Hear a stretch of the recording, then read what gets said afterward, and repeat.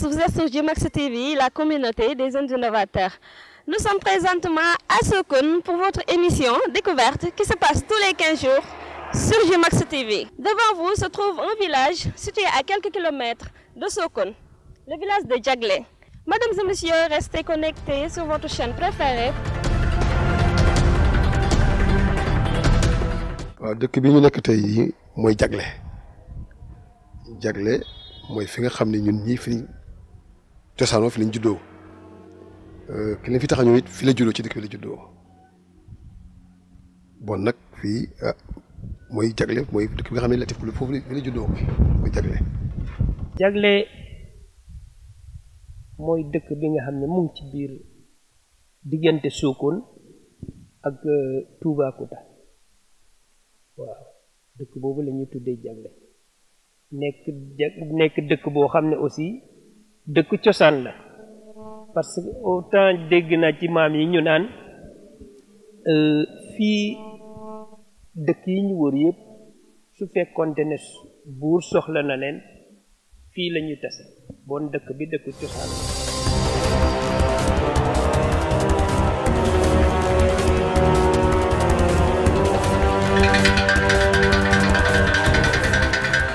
école bi mooy école El Hadj Mamadou Coulibaly ñu ngi ko sos ci octobre 1999 dañ ko créé benn classe la woon le premier chargé d'école maanaam ki fi njëkk a nekk mu ngi tudd góor gi Sabali moo ubbi école bi avec une seule classe mooy classe bi ñu nekk nii c'est la première salle de classe. bi ñu ubbee école bi dëkk bi daje am na nag tur yu bari yu doon daw kon lu muy demee fa parce que dañuy proposer ay tur léegi tur yi El Hadj Mamadou Coulibaly bi dañuy indi ay tur di xool ku ci ne ay basé ci ay critères yoo xam ne mooy permettre lu ñu bari dinañ ci mën a génne kenn parce que jomb dina am lu mu def lu kenn deful.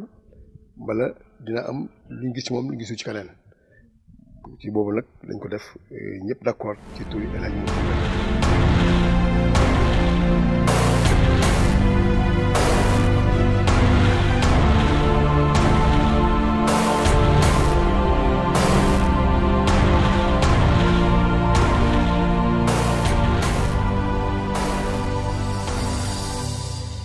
maaleykum papa. maaleykum salaam.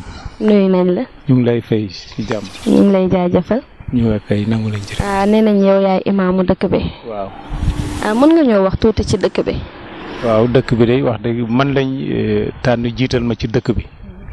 dootit buur ëpp fi xam-xam xanaa am yëg la ci nit ki rek mu doy la nga jiital ko waaw. tax na wax dëgg yàlla ñu nit ñu ngi siy def suñu kem kàttan di ci góorgóorlu di ci waslu suñuy àq. di def daal di jéem ndax kenn mënut a matale mais nag ñu jéem waaw.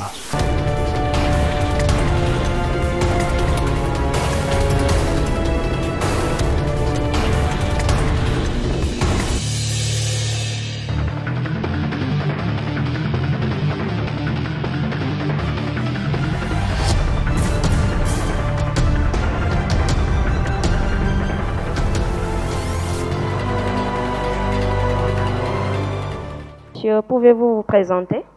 Je m'appelle Pape Coulibaly, je suis responsable de la radio SKFM 107.3, Radio Sokone. SKFM, pouvez-vous nous dire ce que signifie SKFM? Sokone FM. SKFM, la radio communautaire de Sokone. Monsieur, pouvez-vous nous parler un peu plus de la radio? Oui, la radio communautaire de Sokone, communément appelée SKFM 107.3, est née le 31 janvier 2014, à 2h17 minutes. Cette radio a été installée par le monsieur Latif Coulibaly. C'était une longue promesse de la population sokonoise qui attendait d'ailleurs ça, sachant bien que monsieur Coulibaly évolue dans le média et ils ont demandé à ce dernier de pouvoir faire quelque chose pour sa commune. C'était une chose qu'il les avait promis et ça a été fait.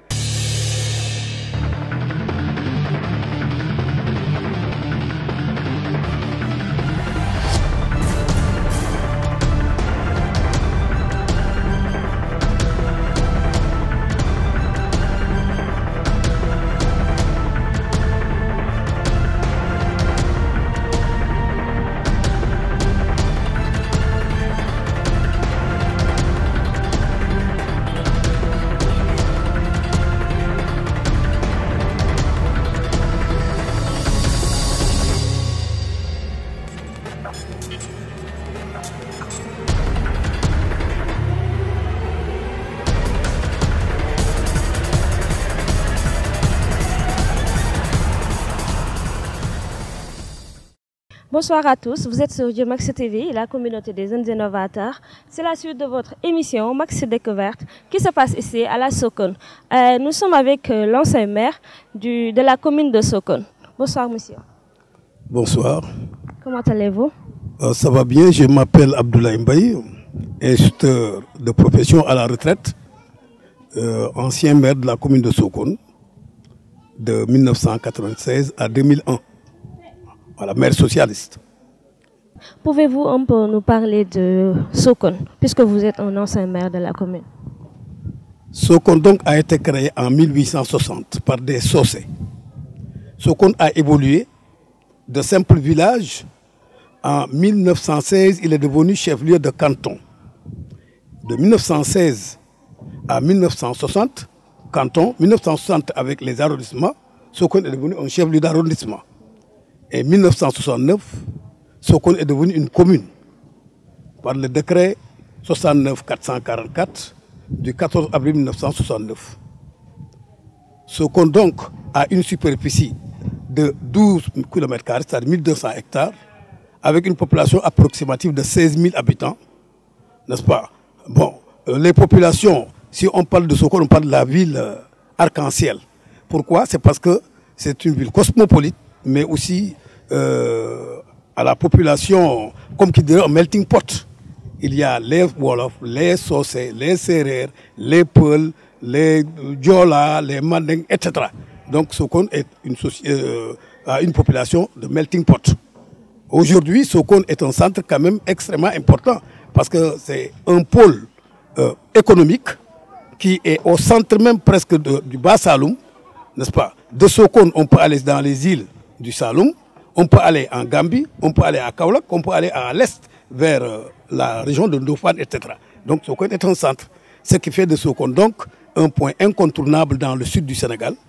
Et c'est une ville aussi religieuse parce que chaque année, la cérémonie commémorative du Dia Ounerine, un livre saint qui a été écrit par un homme saint du nom de El Hadj Ahmad Deme, Dren, n'est-ce pas, toutes les populations et du Sénégal, de la Gambie et de la Guinée, du Mali. Donc Sokone, véritablement, est un point de rencontre assez important. Ville économique, ville culturelle, ville religieuse, mais aussi ville administrative parce qu'on parlait même de déplacer le département de Foundiougne à Sokone.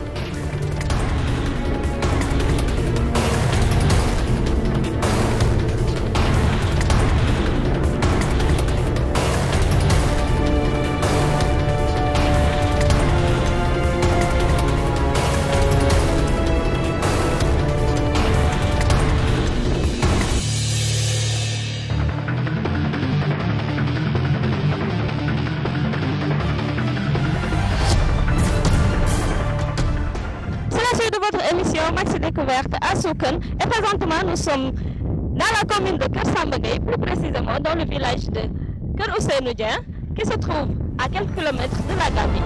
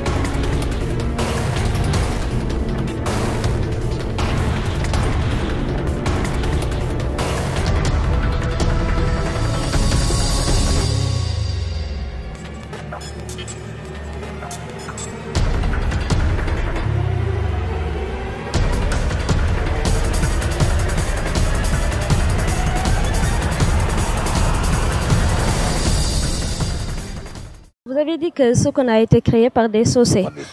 Pouvez-vous nous dire la signification du mot Sokone? Tout à fait, parce que les Socé qui sont venus à Sokone étaient en quête justement de paix. Parce que n'oubliez pas que ces Socé venaient du Gabou. Et que le Gabou, c'était l'ancien royaume du Mali, l'empire du Mali.